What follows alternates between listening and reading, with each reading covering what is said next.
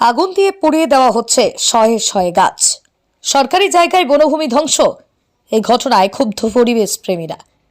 কারা আগুন লাগিয়েছে বনভূমিতে জানেন না প্রশাসনিক কর্তারা। ঘটনাটি হুগলির গোঘাট গ্রাম পঞ্চায়েতের বইতা এলাকায় শ্মশানচল্লির পাশে। জানা যায় বনসৃজন প্রকল্পের গাছ লাগানো হয়েছিল বছর দুয়েক আগে। গোঘাট গ্রাম পঞ্চায়েতের এই বনভূমি তৈরি করেছিল। অশ্বত্থ, বট, শিশু সহ বিভিন্ন রকমের ফলের গাছও লাগানো হয়। স্থানীয় পরিবেশ প্রেমীরাও ওই জায়গায় গাছ লাগান। তৈরি হয়েছিল শয়ে শয়ে গাছের বাগান।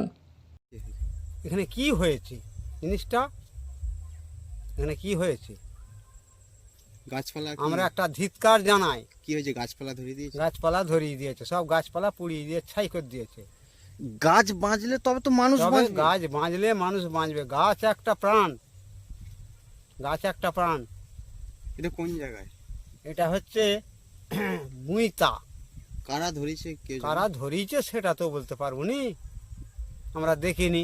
রাতের অন্ধকারে, কখন সন্ধ্যেবেলা রাতের অন্ধকারে আগুন লাগিয়েছে।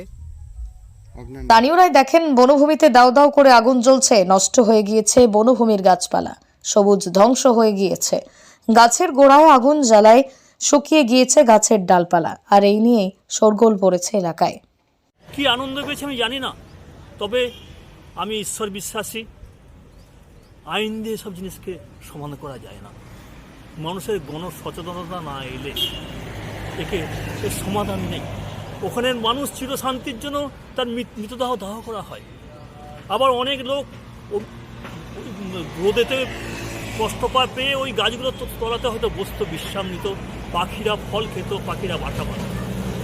এমন কিছু মানুষ আছে তারা এইগুলো তাদের বিবেকে নেই, তারা আমি ওখানে যেদিন জ্বালানো হয়েছিল তার পদ্ধতি গিয়ে অনেকক্ষণ মনে মনে কেঁদেছিলাম এবং প্রকৃতি মাতাকেই বলুন আর ঈশ্বরকেই বলুন জানালাম, ওনার যদি এবার বিচার থাকে তো বিচার করবেন। পরিবেশ প্রেমী অসিত মুখার্জি জানান, শান্তির আলোয় এ যেন অশান্তির ছোঁয়া। বেশ কয়েক বছর আগে আমি আমার বাবা দাদুর নামে পাখির নামে গাছ লাগিয়ে উৎসর্গ করেছিলাম। প্রায় গাছগুলো 12 থেকে 14 ফুট হয়ে গিয়েছিল। সেই গাছগুলো নিশ্চয় ভাবে পুড়ে গিয়েছে। এই গাছগুলো যারা পুড়িয়েছে তারা কতটা আনন্দ পাচ্ছে জানি না, কিন্তু আইনের থেকেও সচেতন সাধারণ মানুষ না হলে এভাবেই পরিবেশ ধ্বংস হতে চলেছে।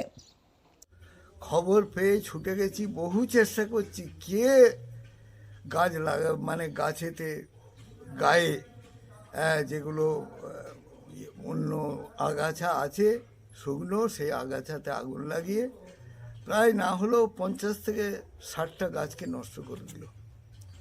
আমি অত্যন্ত দুঃখ প্রকাশ করেছি এবং এর জন্য আমি দুঃখিত।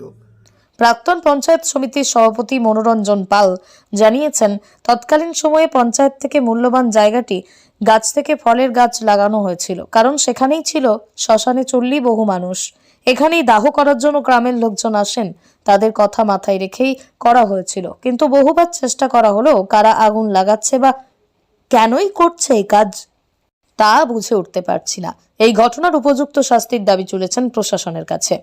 আজ পুরানো ব্যাপারটা, চাষিরা যখন চাষের জমিতে আগুন লাগানো হচ্ছে তাদেরকে বারণ করাই আছে, কেননা সেখানেতে তাদেরকে দাঁড়িয়ে পোয়াল কুটি যেগুলো আছে সেগুলো পড়ানোর জন্য। তারা সেখানেতে যখন আগুনটা ধরিয়ে দিয়ে চলে যাচ্ছে সেটা তাদের দায়িত্ব।